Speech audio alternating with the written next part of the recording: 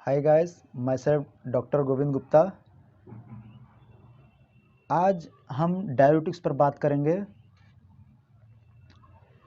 Diuretics means होता क्या है? Diuretics means increase in the volume of the urine when excreted. जब बढ़ जाता है यूरिन का, उसी को हम डायरेटिक्स बोला जाता है। अच्छा, एक चीज़ और है इसमें जो है नेट्रीयूरेटिक्स। इसके भी मतलब जो है कन्फ्यूज़न वाली चीज़ें हैं ये। नेट्रीयूरेटिक्स मीन्स ये होता है कि यूरिन में जब सोडियम की इंक्रीज हो जाता है, उसको नेट्रीयूरेटिक्स बोला जाता है। अब ये स्ट्रक्चर जो है नेफ्रॉन का है, सबसे structure and functional unit of kidney है। और यहाँ से ब्लड आता है, एफरेंट आर्टियोल से ब्लड आता है ग्लोम्यूरस में, यहाँ पर फिल्ट्रेशन होता है और यहाँ से इफरेंट आर्टियोल से ब्लड चले जाता है फिल्टर होकर। और ये ग्लोम्यूरस है जहाँ पर फिल्टर होता है, और ये पूरे जो चीज़ें हैं ये हमारा बोमेंस कैप्सूल है। और पहला वो जोन जो होता है वो प्रॉक्सिमल कन्वर्टिव ट्यूब्यूल है, पीसीटी बोला जाता है। और उसके बाद जो है डिसेंडिंग लूप ऑफ हेनल है, और उसके बाद एसेंडिंग लूप ऑफ हेनली, उसके बाद डिस्टल कन्वर्टिव ट्यूब्यूल डीसीटी, उसके बाद लास्ट में कलेक्टिंग ट्यूब्यूल्स होता है।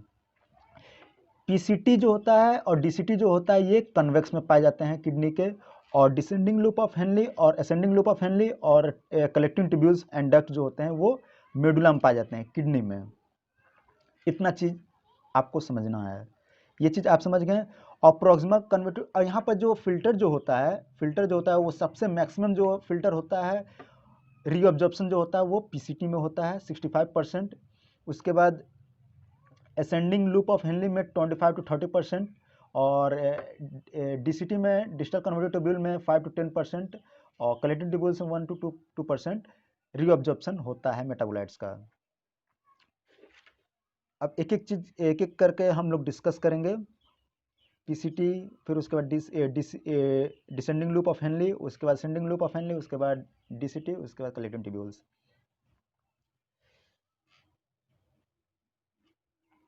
कार्बोनिक एनहाइड्रेस इनहिबिटर, ये कार्बोनिक एनहाइड्रेस जो होता है ये खुद का एक जो है एंजाइम होता है। ये जो होता है ये पीसीटी पर काम करता है, प्रॉक्सिमल कन्वर्टेड ट्यूब्यूल पर। ये पहला जो जोन होता है नेफ्रॉन का वो कार्बोनिक एनहाइड्रेस काम करता है। यहाँ पर लगभग मैक्सिमम नंबर ऑफ जो है मेटाबोलाइट जो है रीअब्जॉर्प्शन होता है, और ये खास तौर पे बहुत रेयरली यूज़ किया जाता है, और ज़्यादातर दूसरे फार्माकोलॉजिकल एक्टिविटी में यूज़ किया जाता है। और इसके अंतर्गत जो आते हैं ड्रग्स वो हैं एसिटाजोलामाइड, डोरजोलामाइड और ब्रिंजोलामाइड। मैकेनिज्म ऑफ एक्शन की अगर बात किया जाए तो जो कार्बोनिक एनहाइड्रेस जो एंजाइम होते हैं वो मेनली वो इंट्रासेलुलर और ऑप्टिकल मेम्ब्रेन में पाए जाते हैं। जैसे मान लीजिए, आपको मैं एकदम अच्छे तरीके से समझा देता हूँ इसमें, देखिए। जैसे मान लीजिए ये पीसीटी है, ये पीसीटी है, पहला जोन है, तो ये लूमेन है। और ये जो इसका मेम्ब्रेन जो है, मेम्ब्रेन को हमने लिया है। अब ये मेम्ब्रेन है, ये इनसाइड लूमेन है, यहाँ पर यूरिन फॉर्मेशन होता है। और इसका जो ये है, एक मैंने सेल लिया है, वैसे तो बहुत बहुत सारा सेल होते हैं, तो इसको मैंने एक सेल लिया है। इसको बोला जाता है proximal converted tubule epithelial cell होता है ये। तो अब इसको हमको समझना है, ये यही हमारा मैकेनिज्म ऑफ एक्शन होता है। इसमें क्या होता है, पहला चीज़ ये होता है कार्बोनिक एनहाइड्रेस जो एंजाइम होता है वो पहला ल्यूमिनस साइड में होता है। दूसरी चीज़ वो साइटोसोल में पाए जाते हैं, एपिथेलियल सेल जो है उसके साइटोसोल में पाए जाते हैं। ठीक है। अब देखिए यहाँ पर जो है कि जो है मेटाबोलाइट जो है फिल्टर होकर आएगा।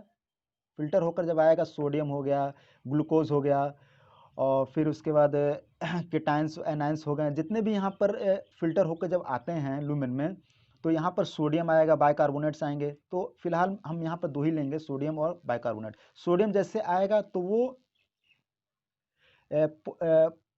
प्रोटॉन जो पंप होते हैं उससे वो इंटर हो जाएगा। प्रोटॉन पंप जो है वो इससे इंटर हो जाएगा, सोडियम जाएगा, फिर प्रोटॉन रिलीज हो जाएगा लूमेन में। अब बाइकार्बोनेट भी आता है फिल्टर होकर। अब बाइकार्बोनेट और हाइड्रोजन प्रोटॉन जो ये दोनों मिलकर जो है H2CO3 फॉर्मेशन हो जाएगा। मीन्स कार्बोनिक एसिड फॉर्मेशन हो जाएगा। अब ये कार्बोनिक एसिड जब फॉर्मेशन जब हो जाएगा लूमेन में, तो यहाँ पर लूमेन का जो जो सेल जो होते हैं, वो लेयर जो होता है, वो लेयर में ही कार्बोनिक एनहाइड्रेस एंजाइम होते हैं। अब ये कार्बोनिक एनहाइड्रेस क्या करते हैं एंजाइम, H2CO3 को ब्रेक डाउन कर देते हैं, CO2 और H2O में ब्रेक डाउन कर देंगे। अब ये CO2 जो होता है वो लिपिड सॉल्युबल होता है, वो आसानी से जो है इंटर कर जाता है एपिथेलियल सेल में। जब ये इंटर कर जाएगा तो अंदर का maximum number of amount of water होता ही है। अब उससे कंबाइन कर कर जो है कार्बोनिक एनहाइड्रेट जो साइटोसोल में होता है, वो उसको मिलकर H2CO3 फॉर्मेशन हो जाएगा। अब ये H2CO3 जो है ब्रेक डाउन हो जाएगा, अंदर की मैं बात कर रहा हूँ यहाँ पर एपिथेलियल सेल के अंदर। तो H2CO3 जब ब्रेक डाउन होगा तो HCO3 बाइकार्बोनेट और प्रोटॉन रिलीज हो जाएंगे। अब ये प्रोटॉन जो है बाहर निकल जाएगा, प्रोटॉन पंप से निकल जाएगा और सोडियम इंटर हो जाएगा। तो इसका ये प्रोटॉन पंप का तो हमने साइकिल देख लिया, पूरा साइकिल जो होता है इसका हम लोग समझ गए। अब ये बाइकार्बोनेट जो होता है, बाइकार्बोनेट जो है ये भी रिलीज हो जाता है क्लोरीन के साथ। एक क्लोरीन आएगा, बाइकार्बोनेट निकल जाएगा। अब तो यहाँ पर चला जाएगा, तो ये जो है एफरेंट आर्टिकल से निकल कर वो चला जाएगा, फिर बॉडी में चला जाएगा। और उसके बाद वो जो होता है ये एक सोडियम पोटासियम एटीपेज जो होते हैं यहाँ पर जो है, तो यहाँ पर भी सोडियम बाहर चला जाएगा और जो है पोटासियम जो है 2 पोटासियम जो है इंटर होगा और ये बाहर चला जाएगा 3 सोडियम। तो ये चीज़ें होता है। तो यहाँ पर हमने बात किया कि जो है यहाँ पर मैकेनिज्म ऑफ एक्शन जो होता है वो इनहिबिट हो जाता है। कार्बोनिक एनहाइड्रेस जो होता है यहाँ इनहिबिट हो जाता है। तो मान लीजिए कार्बोनिक एनहाइड्रेस जो है वो इनहिबिट जब हो जाएगा यहाँ पर, तो यहाँ पर H2CO2 ब्रेक डाउन नहीं हो पाएगा, मतलब H2CO3 जो है ब्रेक डाउन नहीं हो पाएगा और CO2 और H2O जो है फॉर्मेशन नहीं हो पाएगा। अब जब ये फॉर्मेशन नहीं हो पाएगा तो CO2 जो है बाहर अंदर नहीं जा नहीं पाएगा। तो इससे जो है पूरा का जो है वो पूरे का पूरे डिस्टर्ब हो जाएगा, पूरे का पूरे जो है यहाँ पर डिस्टर्बेंस हो जाएगा। तो यहाँ का जो मतलब ल्यूमिनस साइड में जो एंजाइम है ये भी ब्लॉक हो जाएगा, ये भी इनहिबिट हो जाएगा जो साइटोसोल में होते हैं।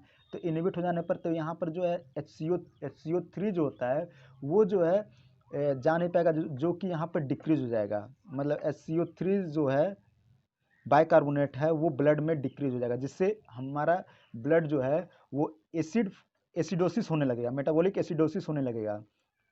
और यहाँ पर जब प्रोटॉन जब नहीं आ पाएगा तो यहाँ पर इंक्रीज जो है पीएच हो जाएगा, अल्कलाइन पीएच हो जाएगा। तो ये चीज़ें होता है। तो उसके बाद जो है ये मैकेनिज्म ऑफ एक्शन आप समझ गए। उसके बाद जो है थेरेप्यूटिक यूजेस। थेरेप्यूटिक यूजेस मतलब इसको कहाँ कहाँ पे यूज़ किया जा सकता है। पहला नंबर ग्लूकोमा में यूज़ किया जाता है।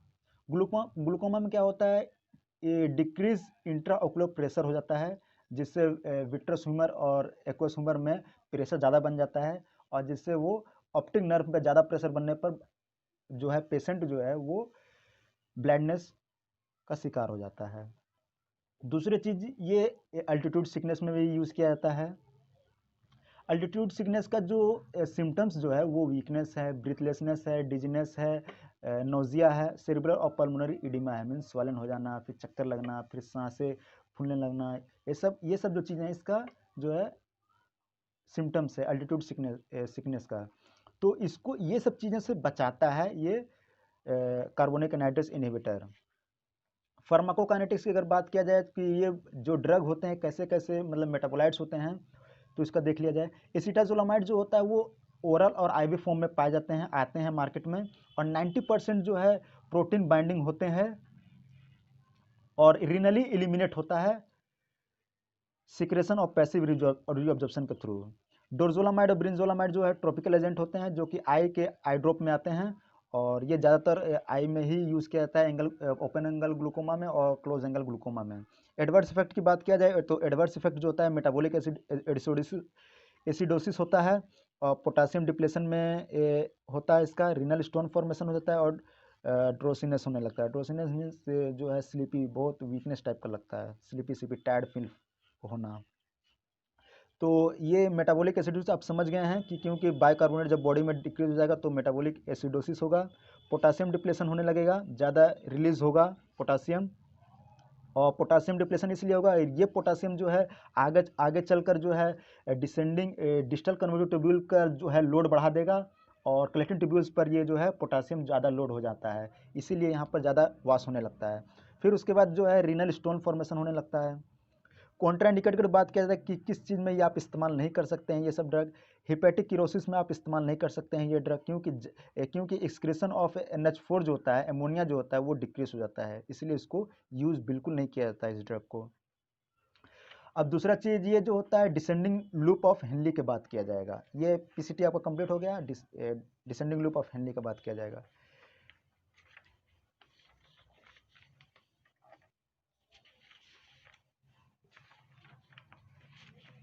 डिसेंडिंग लूप ऑफ हेनली जो है ये ऑस्मोटिक डायोटिक्स की यूज़ किया जाता है। ऑस्मोटिक डायोटिक्स में जो है मैनिटॉल, ग्लाइसरीन और यूरिया जैसी ड्रग्स आते हैं। मैनिटॉल जो होता है वो IV फॉर्म में आता है, इंट्रावेनस फॉर्म में आता है। ग्लाइसरीन जो होता है वो ओरल और ट्रॉपिकल एजेंट में फॉर्म में आता है। यूरिया जो है ये भी IV फॉर्म में दिया जाता है। मैकेनिज्म ऑफ एक्शन की बात किया जाए तो ये बहुत कम या ना के बराबर जो है रीअब्जॉर्प्शन होता है यहाँ पर। इस डिसेंडिंग लूप में जो है यहाँ पर बहुत कम, मतलब बहुत ही लिटिल या ना के बराबर जो है यहाँ पर रीअब्जॉर्प्शन होता है। और जब यहाँ पर रीअब्जॉर्प्शन जब नहीं होगा तो हायर ऑस्मोलिटी हो जाएगा, मतलब ऑस्मोलिटी ज़्यादा होगा। अब ये ऑस्मोलिटी जब बनेगा तो वाटर रीअब्जॉर्प्शन को मतलब प्रिवेंट करेगा, बचाव करेगा। और उसके बाद जो है ऑस्मोटिक डायरोसिस होने लगेगा, ज़्यादा यूरिन फॉर्मेशन होने लगेगा, इंक्रीज हो जाएगा, और सोडियम का एक्सक्रीशन जो है वो कम हो जाएगा। इसलिए इसको जो है सोडियम रीअब्जॉर्प्शन में इसको यूज़ नहीं किया जाता है। थेरेप्यूटिक यूज़ इसका जो है ज़्यादा यूसेज जो है एक्यूट टॉक्सिक इंगेशन में यूज़ किया जाता है। जैसे मान लीजिए कोई ड्रग टॉक्सिटी बढ़ गया है तो रीनल में ना टॉक्सिक हो, मतलब रीनल एक्यूट फेलियर ना हो, इस वजह से जो है इसको जो है इस ड्रग को यूज़ किया जाता है, ताकि ज़्यादा से ज़्यादा प्रेशर बने और प्रेशर से वो निकल जाए, वो डायरोसिस हो जाए। और इसको जो है इंक्रीज इंट्राक्रेनियल प्रेशर में यूज़ किया जाता है। एडवर्स इफेक्ट इसका डिहाइड्रेशन होता है, और जो है एक्स्ट्रा सेलुलर वाटर एक्सपेंशन होता है जब मेंटोल जब दिया जाता है, जो कि हाइपोनेट्रीमिया होता है, means decrease in the sodium हो जाता है। तो ये चीज़ें जब होता है तो इसलिए ये सब जो ड्रग होते हैं तो इसलिए इसको हम लोग ज़्यादा तौर पे जो है सिलाइन के साथ दिया जाता है, ताकि जो है ज़्यादा एडवर्स इफेक्ट ना हो, इसलिए। तो गाइस ये पहला हमारा पार्ट था, ये डायरोटिक्स का पहला पार्ट था, जो कि PCT और डिसेंडिंग लूप ऑफ हेनल को मैंने चर्चा किया गया है। और आगे सेकंड पार्ट में हम आपको जो है असेंडिंग लूप ऑफ हेनल और distal convoluted of tubule and collective tubules and duct, इसके बारे में हम आपको बताएंगे। और इसका आप जो है आप इसका स्क्रीनशॉट भी ले सकते हैं एक एक करके।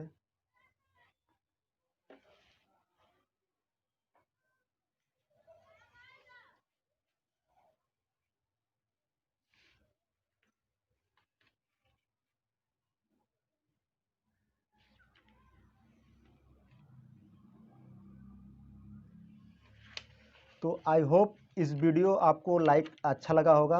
तो इस वीडियो को आप ज़्यादा से ज़्यादा शेयर करिए, लाइक करिए, और इस चैनल को सब्सक्राइब करना ना भूलिएगा दोस्तों।